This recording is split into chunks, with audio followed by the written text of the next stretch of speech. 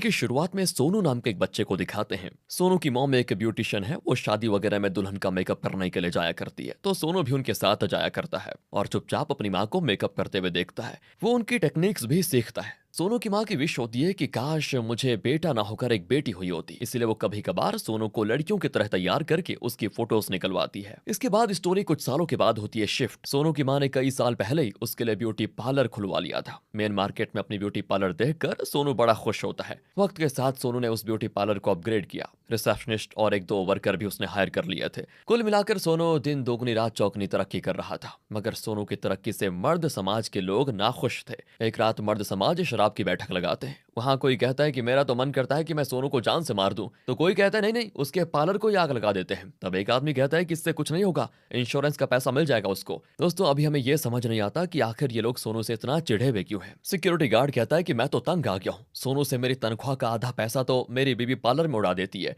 तो एक आदमी तो ये भी कहता है कि एक दिन मैंने अपनी बीवी का हाथ पकड़ा तो वो कहने लगी कि तुम सोनू की तरह प्यार से हाथ नहीं पकड़ सकते क्या। अच्छा, तो अब समझ आया कि ये इनकी प्रॉब्लम है सोनू से। तभी एक आदमी कहता है कि क्यों ना इस मामले में हम खलील भाई की हेल्प ले लें। खलील एक्चुअली गुंडा टाइप का इंसान है। ये उसको पैसे देकर ये कहते हैं कि ये तो एडवांस अमाउंट है, काम हो जाने के बाद और भी पैसे मिलेंगे, मगर ये काम हम करवा रहे हैं, इसको सीक्रेट रखना, किसी को कानो कान खबर नहीं होनी चाहिए। खलील भी कहता है कि डोंट वरी, मैं मर जाऊंगा मगर अपने कस्टमर की डिटेल्स किसी को नहीं दूंगा। अब अगले दिन की बात है, सोनू के पार्लर में औरतों की बहुत भीड़ हो जाती है। दरअसल मोहल्ले की परिमाला है ना, आज उसकी बेबी शावर है, इसलिए सारी औरतें आज टिप टॉप लगना चाहती है। सारी महिला मंडली सोनू के काम से बड़ी खुश रहती है। उनका मानना तो यह है कि अगर सोनू किसी को एक बार बस छू भी लेना तो वो औरत तो पहले से ज्यादा हसीन हो जाती है। इस तरह वो औरतों के दिल पर राज करता है दोस्तों, जो कि क्या उन औरतों के हस्बैंड की जेब पर भारी पड़ जाता है। और ये सोनू सिर्फ सुंदर बनाने का काम नहीं करता, बल्कि वो हर औरत को अपनी बहन मानता है, उनकी हर तरह से मदद करने के लिए हमेशा तैयार भी रहता है। जैसे एक लड़की की शिकायत ये होती है कि यार मैं पहले से मोटी हो गई हूँ और इस बात को लेकर मेरे हस्बैंड मुझे ताना मारते रहते हैं, तो सोनू उसे अपने फैट टू फिट प्रोग्राम में पार्टिसिपेट करने को कहता है। मगर वो लेडी कहती है मुझे एक्सरसाइज और डाइटिंग वगैरह करने में बड़ी दिक्कत होती है, वो तो नहीं होगा मुझसे। तब सोनू कहता है कोई नहीं, आप खाना तो अच्छा बना लेती है ना। तो वो कहती है हाँ, तो फिर क्या, डेली टेस्टी टेस्टी खाना बनाओ और अपने हस्बैंड को खिलाओ। 2 महीने में खिला खिलाकर उसको भैंस कर दो, फिर उसके साथ जब आप निकलोगी तो सब कहेंगे कि आप पतली हो गई हैं और आपके पति मोटे।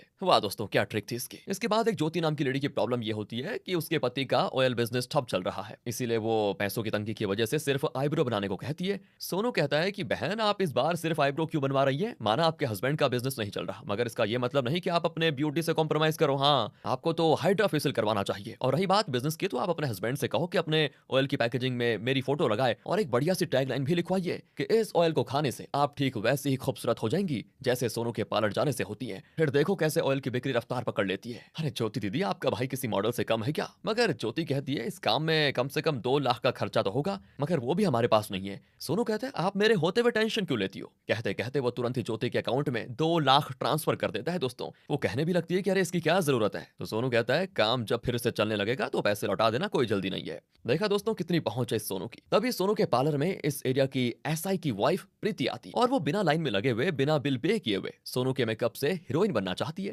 ताकि वो एसआई को रात में सेड्यूस कर पाए। ये सारी बातें सोनू का रिसेप्शनिस्ट जाकर सोनू को बता देता है, तो वो भी कहता है कि लगाओ फिर कमला बहन को फोन। दरअसल दोस्तों, कमला एसआई की रियल वाइफ है, वहीं प्रीति उसकी रखेल। जैसे कमला को अपने हस्बैंड की काली करतूतों के बारे में पता चलता है तो वो गुस्से में तमाती हुई सोनू के पार्लर के बाहर पहुंच जाती है। सोनू जाता है प्रीति के पास और कहता है आपसे कोई मेहमान मिलना चाहते हैं, जरा बाहर तो चलिए। एंड बाहर आने के बाद जब इन दोनों का आमना सामना होता है तो पहले बातों से लड़ाई होती है और फिर हाथापाई पे पहुंच जाती है बात। लड़ाई हो और पब्लिक देखने का मौका छोड़ दे, ऐसा तो हो ही नहीं सकता। ऊपर से मोबाइल का जमाना है तो लोग कुछ भी हो पहले फोन निकालते हैं रिकॉर्ड करने के लिए। अब एसआई के घर की इज्जत बाहर बाजार में नीलाम हो रही थी और जब इस बात का पता एसआई को चलता है तो वो आकर इनकी लड़ाई छुड़ाता है। इसके बाद तो एसआई की दोनों देवियां उस पर बरस पड़ती हैं। दोनों एसआई से कहती हैं कि दोबारा हमें अपनी शक्ल मत दिखाना। कमला तो सोनू को थैंक यू कहती है कि देखो तुम्हारी वजह से मुझे इस दुष्ट आदमी की असलियत पता चली। अब जब एसआई को पता चलता है कि मेरी पोल खोलने के पीछे इस सोनू का हाथ है तो वो गुस्से में उसे मारने के लिए आगे बढ़ता है, मगर सोनू के सामने उसकी बहन फोन लाकर खड़ी हो जाती है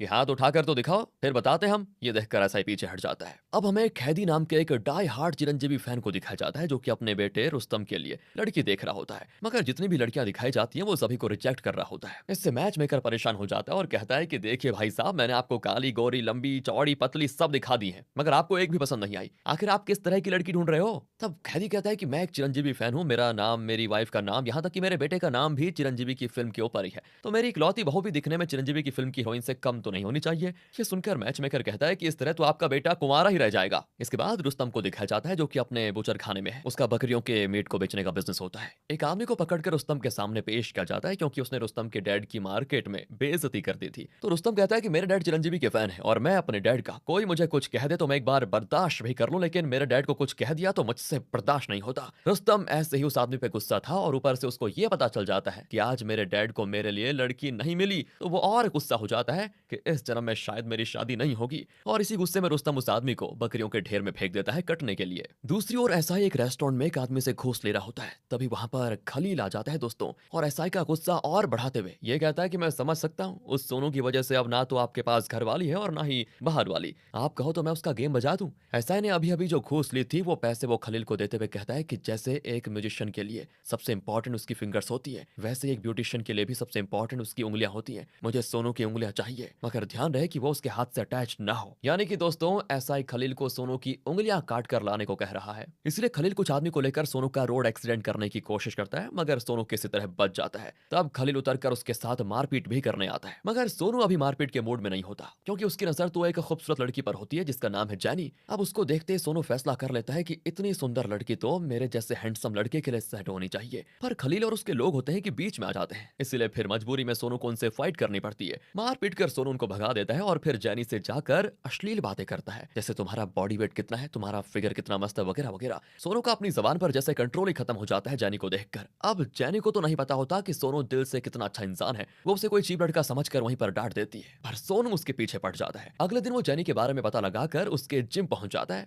और वहां वो उसको फाइट करते हुए देखकर और भी ज्यादा इंप्रेस हो जाता है। फिर वो जैनी से कहता है कि मुझे भी इस जिम में आपसे ट्रेंड होना है। वो कहती है तुम चाहकर भी यहाँ पर ट्रेनिंग नहीं ले सकते क्योंकि ये एक फीमेल जिम है, वॉइस नॉट अलाउड। और तब सोनू जिम के ओनर से कहता है कि दीदी कुछ करो ना। दरअसल दोस्तों जिम की जो ओनर है ना वो भी सोनू की कस्टमर है, इसलिए वो सिर्फ सोनू के लिए अपने जिम का रूल बदल लेती है। वो जैनी से खास तौर पर यह कहती है कि सोनू को अच्छे से ट्रेन करना, और इससे जैनी को आ जाता है गुस्सा और वो जानबूझकर जिम के पहले दिन से ही सोनू से काफी हैवी वेट्स उठवा लेती है, उससे खूब मेहनत करवाती है। और सोनू भाई साहब तो प्यार में अंधा होकर बिना कुछ कहे उसकी सारी बात मानता रहता है। आखिर में जैनी कहते हैं कि सुनो कल तुम मुझे ग्राउंड में मिलना। अब सोनू के मन में तो लड्डू फूटने लगते हैं कि वाह ये तो मुझे अकेले में बुला रही है। मगर जब वो अगले दिन ग्राउंड में जाता है तो जैनी कहती है तुम लेट आए, इसकी पनिशमेंट तुम्हें मिलेगी, चलो ग्राउंड के 5 चक्कर लगाओ। सोनू कहता है 5 चक्कर, और तब जैनी उसका मजाक उड़ाती है क्यों नहीं लगा सकते क्या 5 चक्कर, तुम एक ब्यूटिशियन हो सोनू, तुम्हारी बस की बात नहीं है ये सब। बॉडी बनाने के लिए एक्सरसाइज करना होता है जिसके लिए स्टेमिना चाहिए, भला मेकअप करने वाले में कहाँ इतना स्टेमिना आएगा। ओहो ये बात सोनू के ईगो को हर्ट कर जाती है। वो आओ देखता है ना ताब और सीधा जैनी को उठाकर अपने कंधे पे बैठा लेता है और फिर बिजली की रफ्तार से जल्दी से ग्राउंड के 5 चक्कर भी लगा लेता है, जिससे जैनी हो जाती है फुल ऑन इंप्रेस। उसके अंदर के सारे फीमेल हार्मोन्स काम करने लग जाते हैं और वो सोनू के प्यार में पड़ जाती है।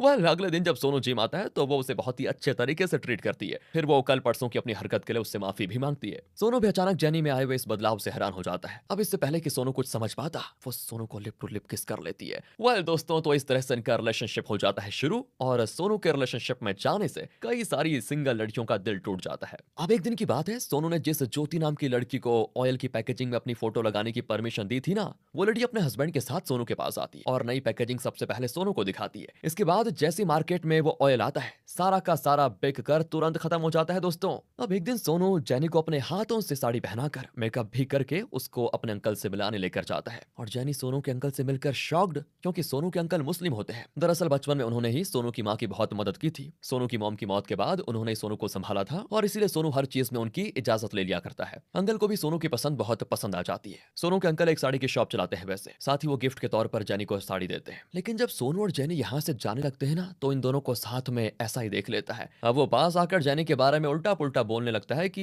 ये नई वाली है क्या, इसका फिगर तो काफी मस्त है, मेरी शादी की लंका लगाकर तुम ऐश कर रहे हो, वाह मेरी वाइफ ने तो डिवोर्स फाइल कर दिया है तुम्हारी वजह से। तब सोनू कहता है कि बकवास मत कीजिए सर, आपको आपके किए की सजा मिल रही है। अगर आप अपनी वाइफ के साथ लॉयल रहते तो आपकी भी शादी सही चल रही होती। ऊपर से आपकी महबूबा ने मेरे पार्लर में आकर धमकी भी दी थी कि अगर हम उनको फ्री में सर्विस नहीं देंगे तो वो अपने एसआई पार्टनर से कहकर हमारी वाट लगा देगी। तो हम क्या करते? तब भी ऐसा ही नहीं मानता और कहता है कि देखो तुम्हारी वजह से मेरे में बहुत ही गुस्सा भरा हुआ है, अपनी इस आइटम को मेरे पास सोने के लिए भेज दे, मेरी सारी फ्रस्ट्रेशन निकल जाएगी, फिर मैं तुम्हें कभी परेशान नहीं करूंगा। और ये सुनकर सोनू का खून खौल जाता है। बदतमीज कहीं के, वो हाथ उठाने वाला होता है कि अंकल बीच में आ जाते हैं और एसआई को अपनी मर्यादा में रहने के लिए कहते हैं, मगर वो तो अंकल को धक्का दे देता है। इससे सभी को आ जाता है गुस्सा। सोनू तो एक झापड़ में ही एसआई को मारकर जमीन पे गिरा देता है। इसके बाद तो आसपास के लोग एसआई को पकड़कर पीट देते हैं। वो इतना कूटते हैं कि एसआई को हॉस्पिटल में एडमिट करना पड़ता है। दूसरी ओर खलील जाता है रुस्तम के पास और उसे सारी बातें बताता है कि सोनू नाम का एक लड़का है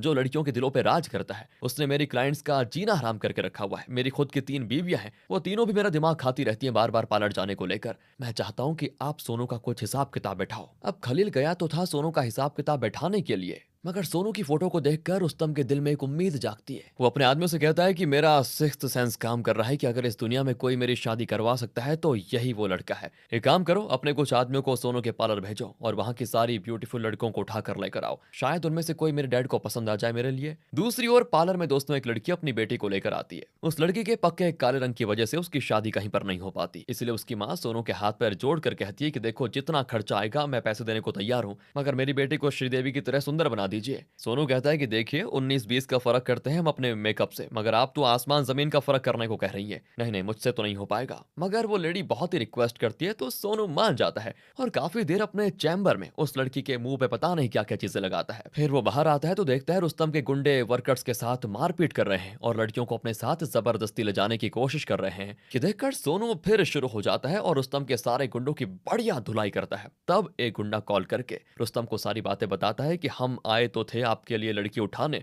मगर लगता है कि हमें लेने के लिए आपको अब खुद आना पड़ेगा। रुस्तम भी सोनू के पार्लर में गुस्से में घुसता है और अचानक वो उसी लड़की से टकरा जाता है जिसके मुंह पे लिपापोती करके अभी अभी सोनू ने उसको श्रीदेवी की तरह बनाया सुंदर। उसका नाम भी था सुंदरी। सुंदरी को देखकर रुस्तम को पहली नजर में पहला प्यार हो जाता है। सुंदरी फिर अपने घर चली जाती है जहां उसे आज एक लड़के वाले देखने के लिए आए होते हैं। वो फोटो में तो सुंदरी को बिल्कुल काली देखकर आए थे, मगर यहाँ तो वो किसी अप्सरा से कम नहीं लग रही। यहाँ तक कि मैच मेकर खुद हैरान था कि इनकी बेटी अचानक इतनी सुंदर कैसे हो गई। तभी वहां पर रुस्तम अपने पेरेंट्स को लेकर आ जाता है और सुंदरी के पेरेंट्स से बातचीत करके उसी दिन शादी कर लेता है सुंदरी से। हालांकि सुंदरी के पेरेंट्स बताते भी हैं कि देखो ये सब मेकअप का कमाल है, मेरी बेटी इतनी सुंदर भी नहीं है। मगर श्रीदेवी की तरह लड़की देखकर रुस्तम और उसका परिवार पिघल गया था। वो उसी दिन शादी वगैरह कर लेते हैं। फिर शादी में सोनू को भी आना पड़ता है ब्राइड को थोड़ा टचअप करने के लिए, मतलब उसका मेकअप थोड़ा और निहारने के लिए। और जब शादी कंप्लीट हो जाती है तो सोनू को फिल्म सिटी से कॉल आता है एक हीरोइन का मेकअप करने के लिए, तो वो चला जाता है। एंड यहाँ रुस्तम अपनी पहली नाइट के लिए काफी एक्साइटेड होता है। उतना जितना एक्साइटेड था ना, उतनी ही सुंदरी डरी हुई थी कि जब मेरा असली चेहरा इसके सामने आएगा तो पता नहीं क्या करेगा। तो वो रुस्तम से लाइट्स ऑफ करने के लिए कहती है। फिर रुस्तम लाइट ऑफ करके अपनी पहली नाइट एंजॉय करता है। वो खुद को दुनिया का सबसे लकी इंसान समझ रहा था, पर जैसे ही अगली सुबह सुंदरी नहाती है तो उसके बदन से सारी लिपापोती धुल जाती है। और जब वो अपने सास ससुर को चाय देने आती है तो सुंदरी को देखकर वो डर जाते हैं कि तुम कौन हो। जब रुस्तम के सामने सुंदरी सारी बात एक्सेप्ट करती है तो रुस्तम को बड़ा गुस्सा आता है। वो सुंदरी पे हाथ उठा देता है और अपने आदमियों को सोनू के पार्लर भेजकर वहां पे तोड़फोड़ करवाता है। सोनू भी जब ये सब देखता है तो उसके पैरों तले जमीन खिसक जाती है, क्योंकि उसने कभी भी अपने मन में सोचा नहीं था कि मेरी मॉम का गिफ्ट क्या हुआ पार्लर को कोई इस तरह तोड़ देगा। इसके बाद जब गुंडे सोनू को देखते हैं ना तो उसके साथ भी मारपीट कर देते हैं और बताते हैं कि तुमने अपने मेकअप से हमारे रुस्तम भाई को धोखा दिया ना। उनके डैड को जब सच्चाई पता चली ना तो वो पैरालाइज हो गए हैं और तुम्हें तो अब छोड़ने वाले नहीं है हम। मगर जैनी आकर फिर किसी तरह सोनू को वहां से भगा लेती है। अब अगले दिन की बात है दोस्तों, न्यूज में यह दिखाया जाता है कि रुस्तम नाम के एक आदमी की शादी में मिनार कुकिंग ऑयल का यूज किया गया था। उसे खाकर 100 लोगों से भी ज्यादा लोगों की तबीयत बिगड़ गई। यहाँ तक कि उस शादी में एमएलए बाबूराव भी आए हुए थे, उनकी भी हालत खराब हो गई। ऐसा कहा जा रहा है कि कुकिंग ऑयल मिलावटी था। अब वो कैरेक्टरलेस एसआई भी इस मौके का खूब फायदा उठाता है। वो इंटरव्यू में ये कहता है कि हम जल्द ही मिनार ऑयल के ओनर सोनू को अरेस्ट कर लेंगे। ये देखकर सोनू के अंकल जैनी और रिसेप्शनिस्ट तीनों यही सलाह देते हैं कि सोनू तुम अंडरग्राउंड हो जाओ, मगर सोनू है कि उनकी बात नहीं मानता। वो कहता है कि नहीं, मैं अपने नाम को गंदा नहीं होने दे सकता, मैं लोगों के सामने सच्चाई ला कर रहूंगा कि मैं बेकसूर हूं। तब वो लोग कहते हैं कि पर कैसे, जैसे ही तुम बाहर निकलोगे गुंडे तुम्हारे पीछे पड़ जाएंगे, दूसरी ओर पुलिस तो तुम्हें कुत्तों की तरह ढूंढेगी। सोनू कहता है कि मेरा मेकअप किस दिन काम आएगा, मेरी माँ बचपन से मुझे लैला कहा करती थी, तो अब मेरा लैला बनने का टाइम आ गया है। दोस्तों, अब सोनू इतना मस्त मेकओवर करता है कि क्या ही बताएं, वो एक सुंदर सी लड़की बन जाता है और खुद का नाम लैला रख लेता है। दूसरी ओर रुस्तम के घर पे सुंदरी अपने पैरालाइज्ड ससुर की सेवा पानी करती है। रुस्तम अपने डैड पे बहुत ही गुस्सा होता है कि इतनी अच्छी अच्छी लड़कियों को आपने रिजेक्ट कर दिया और आखिर में ये ढूंढी मेरे लिए आपने। चलो मैं तो गोरा रंग देखकर दीवाना हो गया था, मगर आप लोगों को तो सही से जांच पड़ताल करनी चाहिए थी ना। रुस्तम की माँ इन दोनों बाप बेटों को समझाती भी है कि देखो, नसीब में जो लिखा होता है वो होकर ही रहता है, अब जो मिला है उसको स्वीकार कर लो। आगे रुस्तम को पता चलता है कि सोनू तो फरार हो गया है, मगर उसके पार्लर को बॉम्बे की मेकअप आर्टिस्ट जिसका नाम लैला है उसने खरीद लिया है और आज लैला के पार्लर की ओपनिंग है। एक और पार्लर खुलते देखकर रुस्तम को बड़ा गुस्सा आता है और वो पार्लर बंद करवाने जाता है, मगर लैला को देखकर उसका दिल और ईमान दोनों डोल जाते हैं। ऊपर से लैला उससे फ्लर्ट भी करती है और कहती है, आपके जैसा बॉडी बिल्डर तो मैंने कहीं देखा ही नहीं, मुझे आप ही की तलाश थी। और सच बताऊं तो आपको देखकर मुझे कुछ कुछ हो रहा है, क्यों ना आप मेरे पार्लर की ओपनिंग करें और मेरे पहले कस्टमर बन जाएं। रुस्तम अपने ठरक के कारण खुद को रोक नहीं पाता और लैला जैसा जैसा कहती है वो वैसा वैसा करता चला जाता है। फिर घर जाकर तो रुस्तम अपनी माँ से भी कहता है कि मुझे प्यार हो गया है माँ, मुझे प्यार हो गया है। अब ये सुनते उसकी माँ तो चाकू लेकर दौड़ती है उसके पीछे और साथ ही कहती है कि एक शादी तो करके तूने अपने डैड को पैरालाइज कर दिया, खबरदार अगर दूसरी शादी का नाम भी लिया तो। तब रुस्तम को अपनी माँ के गुस्से से बचने के लिए अपने बेडरूम में जाकर छिपना पड़ता है और तब सुंदरी बाहर आती है और अपनी सासू माँ से कहती, देखिए ऐसा मत कीजिए, आप अपने बेटे को उदास देखकर खुश थोड़ी रह पाएंगी। अगर उन्हें किसी से प्यार हुआ है और वो शादी करना चाहते हैं तो उनकी खुशी के लिए एक बार आप लड़की से मिल लीजिए। दूसरी ओर दोस्तों, सोनू की जो लॉयल कस्टमर्स थी ना, वो बिना मेकअप के भूतनी बन जाती है, मगर वो लैला से मेकअप करवाने नहीं जाती क्योंकि वो सोचती हैं कि लैला कोई ऐसा नॉर्मल मेकअप करती होगी। वो आपस में बातें करती हैं कि बताओ, सोनू ने ज्योति की मदद की और जब सोनू पे मुसीबत आई तो पता नहीं ज्योति कहाँ छिपी बैठी है। वो सामने आकर सच क्यों नहीं बता देती कि वो तेल की कंपनी सोनू की नहीं बल्कि ज्योति के पति नागराज की है। तब इन लेडीज के फोन पे दोस्तों एक मैसेज आता है कि सोनू से मिलना है तो इस जगह पे आ जाओ। फिर अगली रात लैला उन औरतों के साथ कहीं सुनसान इलाके में प्राइवेट मीटिंग करती है और अपनी हकीकत बता देती है कि मैं ही सोनू हूँ, आप सभी पार्लर आ सकती हैं। इतने दिनों के बाद इन्हें जब लैला की सच्चाई पता चलती है तो वो खुश हो जाती हैं, साथ ही उनको सोनू की फिक्र भी होती है। वो लोग कहते हैं कि तुम पार्लर के लिए अपनी जान जोखिम में क्यों डाल रहे हो। तब सोनू बताता है कि जब मैं काफी छोटा था तभी से मैंने देखा कि मेरी मॉम के साथ मेरे डैड शराब पीकर मारपीट क्या करते थे और एक दिन तो वो अचानक कहीं चले भी गए, जिसकी वजह से रूम रेंट वगैरह मेरी माँ नहीं भर पाई और मकान मालिक ने हमें आधी रात में घर से निकाल दिया। और तब अब्दुल अंकल ने हमें सहारा दिया, उन्होंने एक मुसलमान होते हुए भी हम हिंदू माँ बेटे को अपने घर में जगह दी, मेरी माँ को अपनी बहन की तरह माना, उन्होंने मेरी माँ को सिलाई कढ़ाई मेकअप वगैरह सब सिखाया, जिसके बाद मेरी माँ ने लगातार 12 सालों तक काम किया। मैंने उन्हें एक पल भी आराम करते हुए कभी देखा नहीं। उन्होंने अपनी भूख प्यास खून पसीने की कमाई से ये पार्लर खड़ा किया। फिर एक दिन वो चेयर पर आकर बैठी और आराम से मुझसे कहा कि बेटा तुम मेरा मेकअप कर दोगे क्या। तो मैंने भी कहा कि क्यों नहीं। मेरे मेकअप करने के बाद जब मैंने उनको उठने को कहा तो पता चला कि मेरे पार्लर में ही मेरी माँ ने आखिरी सांसें ले ली। उस जगह मुझे अपनी माँ के करीब होने का एहसास होता है, साथ ही मैं अपनी माँ की कुर्बानी को बर्बाद होते हुए नहीं देख सकता। मैं पूरी जिंदगी इस पार्लर को चलाना चाहता हूँ। ये सुनकर सभी इमोशनल हो जाते हैं। इसके बाद दोस्तों, सोनू अपने रिसेप्शनिस्ट के साथ वापस अपने पार्लर जा रहा होता है तो रास्ते में पुलिस की चेकिंग चल रही होती है। वो सोनू से उसका ड्राइविंग लाइसेंस मांगते हैं। जैसे ही वो लाइसेंस दिखाता है उसे समझ आ जाता है कि मैं तो लैला के गेटअप में हूँ और लाइसेंस तो मेरे पास सोनू की है, इससे अच्छा कुछ पैसे देकर ही काम निपटा लेती हूँ। मगर पुलिस वाला ऑफेंड हो जाता है और एसआई को बता देता है कि ये लेडी मुझे घूस देने की कोशिश कर रही है। लेकिन दोस्तों, लैला के हुस्न को देखकर ये ठरकी एसआई उसे अपनी कार में बिठाता है और उसके साथ चिकनी चुपड़ी बातें करके उसको सेट करना चाहता है। अब लैला जैसे कार से उतरती है ना तो सामने रुस्तम को देखकर घबरा जाती है। तब रिसेप्शनिस्ट बताता है कि मैंने इन्हें कॉल करके बुलाया है। अब तक लैला तो एसआई के साथ हंस हंसकर बातें कर रही थी ताकि उसकी चोरी ना पकड़ी जाए, मगर वो रुस्तम के सामने रोने लगती है, ये कहते हुए कि मैं अपना लाइसेंस लाना भूल गई थी तो इस नीच एसआई ने मेरा फायदा उठाने की कोशिश की। और इसके बाद क्या था, दोनों एसआई और रुस्तम आपस में झगड़ने लगते हैं। फिर रुस्तम लैला को उसके पार्लर तक सही सलामत पहुंचा देता है और कहता है कल मेरा बर्थडे है, आपका इंतजार रहेगा मुझे। बर्थडे में दोस्तों रुस्तम की माँ लैला को छू कर भी चेक करती है कि कहीं इसकी गोरी त्वचा भी मेकअप का कमाल तो नहीं, मगर लैला तो सच में गोरी है। ये देखकर वो रिश्ता प्रूव कर लेती है। रुस्तम लैला के साथ डांस वगैरह करके बहुत ही अच्छे से अपना बर्थडे सेलिब्रेट करता है। हालांकि सुंदरी को तो जलन होनी थी मगर वो कुछ कह भी नहीं पाती। तभी पार्टी में आ जाते हैं कुछ गुंडे। दरअसल इस रुस्तम का उनके साथ कुछ पुराना पंगा था। वो रुस्तम को आए तो थे मारने, मगर यहाँ पार्टी में लैला के लिए उसका प्यार देखकर अब वो रुस्तम को एक पेड़ से बांध देते हैं और लैला को बुली करने लगते हैं। वो लैला के ब्लाउज में संतरे देख लेते हैं और सभी को उसकी असलियत बताना चाहते हैं यहाँ पर। अब इससे पहले वो सच्चाई बता दे, लैला उन सभी को पीट पीट कर भगा देती है।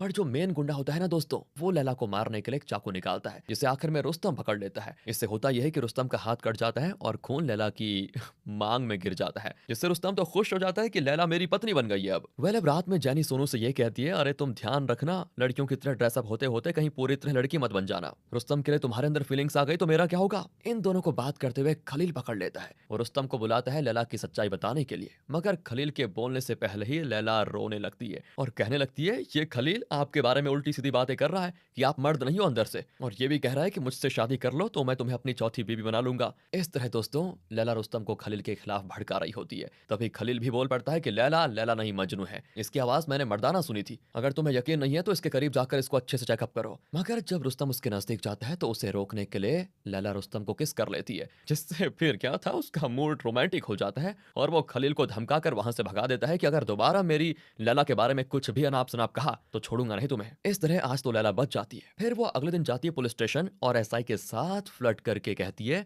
मैं उस दिन रुस्तम को देखकर डर गई थी, इसलिए मैंने पता नहीं क्या क्या बक दिया। असल में आप मुझे बहुत ही पसंद हो, मगर लगता है कि हम एक होने से पहले जुदा हो जाएंगे। दरअसल पार्लर में जो लेडीज आती है ना, वो ये कह रही थी कि सोनू बहुत अच्छा लड़का था और वो तो ज्योति और उसके हस्बैंड नागराज ने मिलकर सोनू को फंसाया उस झूठे तेल के पीछे। वो औरतें तो किसी भी हाल में सोनू को बेकसूर साबित करना चाहती हैं, इसलिए वो नागराज की तलाश में है। लेकिन अब प्रॉब्लम यह है कि अगर सोनू वापस आ जाएगा ना तो मेरा पार्लर बंद हो जाएगा, इसलिए आप कुछ करते क्यों नहीं, मुझे बस एक बार ज्योति और उसके हस्बैंड से मिलवा दीजिए ना। मैं लेडीज गैंग को बता दूंगी कि मैं नागराज से फलाने ढाबे पे मिलने जा रही हूँ, तो वो भी आ जाएंगी वहां पर, और हो सकता है कि वहां सोनू भी आ जाए और तब आप उसको अरेस्ट कर लीजिएगा। एसआई को लैला का प्लान बिल्कुल सही लगता है। जब रुस्तम को पता चलता है कि लैला को एसआई ने पुलिस स्टेशन बुलाया था तो वो भी समझ जाता है कि ठरकी एसआई लैला का फायदा उठाना चाहता है, इसलिए वो तुरंत ही पंडित से बात करके शादी की डेट फिक्स करवा के लैला को अपनी शादी का कार्ड देने जाता है। अब शादी का कार्ड देखकर लैला परेशान हो जाती है, उसे समझ नहीं आता कि इस रुस्तम से पीछा कैसे छुड़ाया जाए, ये तो कुछ ज्यादा ही चेप हो रहा है। तब वो कुछ सोचती है और एक रात रुस्तम को मिलने के लिए बुलाती है और खुद फेस पे कपड़ा बांध कर आती है, सीधा रुस्तम के गले लग जाती है। तभी लैला सामने आती है। लीजिए दोस्तों, लैला ने एक चाल चली थी, उसने जानबूझकर एक लेडी को फेस पे कपड़ा बांध कर आने को कहा और उसे रुस्तम को हक करने के लिए कहा। जब वो दोनों हक कर रहे थे तभी लैला आ जाती है और रुस्तम पर इल्जाम लगाती है कि अच्छा तुम मुझे चीट कर रहे हो, इसलिए हमारा ब्रेकअप, अब मैं तुम्हारे साथ और नहीं रह सकती, अगर तुमने मेरे करीब आने की कोशिश की ना तो मैं फेविकोल पीकर मर जाऊंगी। हाँ, ये क्या हो गया। रुस्तम तो रोते रोते अपने घर आ जाता है और घर वालों को बताता है कि लैला मुझे गलत समझ रही है, मैंने उसे चीट नहीं किया। तब दोस्तों सुंदरी रुस्तम को समझाती है, कोई बात नहीं, जल्द ही लैला को अपनी गलती का एहसास हो जाएगा और वो आपको अपना लेगी। अब क्या है कि रुस्तम बारिश में भीग चुका था तो उसको संभालते हुए सुंदरी उसके बाल भी सुखा देती है, जिससे माहौल बन जाता है और ये दोनों इंटीमेट भी हो जाते हैं। मगर अगली रात दीवानों की तरह फिर से लैला के पार्लर में चला जाता है ये रोमियो रुस्तम। वो तो अपनी छाती पर लैला का टैटू बनवा चुका था। वो कहता है संडे को हमारी शादी है, प्लीज मान जाओ, मगर लैला नहीं सुनती। ऊपर से वो ये भी कहती है कि मैं तो मूव ऑन कर चुकी हूँ, अगर एसआई साहब नहीं होते तो पता नहीं मैं कैसे मूव ऑन करती, मैं तो डिप्रेशन में ही चले जाती। वो तो अच्छा हुआ एसआई साहब आ गए। रुस्तम को अब एसआई से जलन होने लग जाती है कि ये बीच में क्यों आ रहा है। अब सीन शिफ्ट होता है अगली रात ढाबे पे। लैला नागराज से मिलती है ढाबे पे। इस दौरान एसआई और उसके लोग चारों ओर फैले हुए होते हैं, मगर तभी बस से औरतें आ जाती हैं। एसआई तो सोनू के आने का इंतजार कर रहा था। इतना ही नहीं, महिला मंडली नागराज को और कोई फिर लैला को अगवा कर लेता है, जिससे अब एसआई परेशान हो जाता है कि क्या करे। बाद में पता चलता है कि रुस्तम ने लैला को बेहोश करके अगवा किया था ताकि शादी कर पाए वो उससे। पंडित जी कहते हैं कि मुहूर्त निकला जा रहा है, दुल्हन को होश में लाइए। तब रुस्तम कहते हैं नहीं पंडित जी, ये उठ जाएगी तो तमाशा खड़ा कर देगी, हमें इसकी बेहोशी में ही शादी और सुहागरात सब करना होगा, इसको कल होश में लेकर आएंगे हम। मगर जैसे ही रुस्तम लैला से शादी करने लगता है वहां एसआई आकर बवाल खड़ा कर देता है, जिससे क्या था, लैला भी होश में आ जाती है और देखती है कि ये दोनों तो मुझे पाने के लिए पागल हुए जा रहे हैं। वो लैला को अपनी ओर खींचने लगते हैं और इसी खींचातानी में लैला की विग उतर कर एक खंभे पर लटक जाती है। लैला इन दोनों की नजरों से बचते हुए किसी तरह अपना विग समेटने की कोशिश करती है, मगर खलील आकर इन दोनों का ध्यान लैला पे दिला देता है। आखिर में लैला विग तो हासिल कर लेती है उछल कर, पर उसके एक संतरे गिर जाते हैं, जिसे एसआई अपने पैरों तले कुचल डालता है। अब लैला समझ जाती है कि मैं तो गई काम से। फिर क्या था दोस्तों, एसआई गुस्सा करना शुरू करता है कि मैंने अपने दोस्तों रिश्तेदारों को तुम्हारी फोटो दिखा दी थी, मैं तो तुमसे डेस्टिनेशन वेडिंग करना चाहता था। वहीं रुस्तम को तो हार्ट अटैक आते आते रह जाता है। वो कहता है कि मैंने तुम्हारा क्या बिगाड़ा था भाई, जो तुम हर बार मेरे साथ इतना खतरनाक प्रैंक कर रहे हो, मेरी जान लेकर रहोगे क्या। तब लैला यानी सोनू उसको समझाता है कि आप तो मेरे प्लान में कभी थे ही नहीं, मैं कभी भी आपका बुरा नहीं करना चाहता था, मगर किस्मत ने आपको बलि का बकरा बना दिया, इसके लिए मैं आपसे माफी मांगता हूँ। रुस्तम अपने घर जाकर अपना गला काट कर अब मर जाना चाहता है, मगर सुंदरी चाकू को अपने हाथों से पकड़ लेती है और रुस्तम को समझाती है, आप चिंता क्यों करते हैं जी, आप बहुत ही हैंडसम हैं, आपको लैला से भी कई गुना ज्यादा खूबसूरत लड़की मिल जाएगी। तभी सुंदरी को वोमिटिंग होने लगती है, जिससे उसके घर वाले समझ जाते हैं कि सुंदरी रुस्तम के बच्चे की माँ बनने वाली है। तब सुंदरी की सास रुस्तम को समझाती है कि भले ही सुंदरी दिखने में तुम्हारे हिसाब से अच्छी नहीं है, मगर ये बहुत ही चरित्रवान है, इसका स्वभाव बहुत ही अच्छा है, इसने तुम्हारे पिता की कितनी सेवा की पता है, पूरे घर को कितने अच्छे से मैनेज करके रखा हुआ पता है, और तुम हो कि गोरी चमड़ी के पीछे पड़े हुए हो पागल, तुम्हें सुंदरी से ज्यादा और कोई प्यार नहीं कर सकती। इसीलिए मैं तो यही कहूंगी कि तुम दिमाग से दूसरी शादी का ख्याल ही उतार दो और सुंदरी को अपना लो, जिसके लिए रुस्तम भी आखिर में राजी हो जाता है दोस्तों। और अब रुस्तम और सुंदरी का मामला तो सेट हो गया है, मगर एसआई ने सोनू को अरेस्ट कर लिया है। बात कोर्ट तक पहुंच जाती है, जहां सोनू सारी सच्चाई कोर्ट में बताता है, मगर बिना पुख्ता सबूत के। जज उसकी बात मानने को तैयार नहीं होते, और तब ज्योति सामने आती है और सारी बात बताती है कि मुझे नहीं पता था कि मेरे हस्बैंड मिलावटी तेल बेचते हैं। जब उनका काम सही नहीं चल रहा था तब मैंने सोनू से मदद मांगी थी, और उसकी इस मदद का मेरे पति ने यह सिला दिया, बताओ, उससे ही फंसा दिया। ऊपर से जब मैंने सच्चाई बताने की कोशिश की तो मेरे पति ने मेरे साथ मारपीट किया और मुझे चुप रहने पे मजबूर कर दिया। ज्योति के साथ साथ जितनी भी महिला मंडली है ना, वो कोर्ट में गुहार लगाती है कि हमारा सोनू बेगुनाह है। वहीं जितने भी पुरुष दल होते हैं वो कहते हैं कि सोनू ही कसूरवार है। अब जज को कुछ समझ नहीं आता, तब एक लॉयर उठकर खड़ा होता है और कहता है, मैं हूं एसआई का पुराना दुश्मन। दरअसल कई महीनों पहले इन्होंने मेरे साथ एक लाइव न्यूज चैनल पे मारपीट किया था, क्योंकि मैं इनके खिलाफ बातें बोल रहा था। इसीलिए उस वक्त मेरे पास कोई सबूत नहीं थे, इसलिए मैं चुप हो गया, और फिर मैंने अपनी जिंदगी का मिशन ही बना दिया एसआई की करतूतों को बाहर निकालने के लिए। इसलिए मैंने साई की तरह इनका पीछा किया और इनकी काली करतूतों को हिडन कैमरा में रिकॉर्ड किया। और जब वो वीडियो कोर्ट में पहले होती है तो सारी बातें सामने आ जाती हैं, कैसे एसआई रेस्टोरेंट में घूस ले रहा था। फिर उसने खलील से कहा कि मुझे सोनू की कटी हुई उंगलियां चाहिए, ये भी। फिर उसने सोनू की गर्लफ्रेंड के साथ जब छेड़छाड़ की और लोगों ने उसे कूट कर हॉस्पिटल पहुंचा दिया, तब भी एसआई बड़बड़ाता रहा था कि मैं तो सोनू को जान से मार ही डालूंगा। इसके बाद जब रुस्तम की शादी में मिलावटी तेल से लोगों को फूड पॉइजनिंग हुई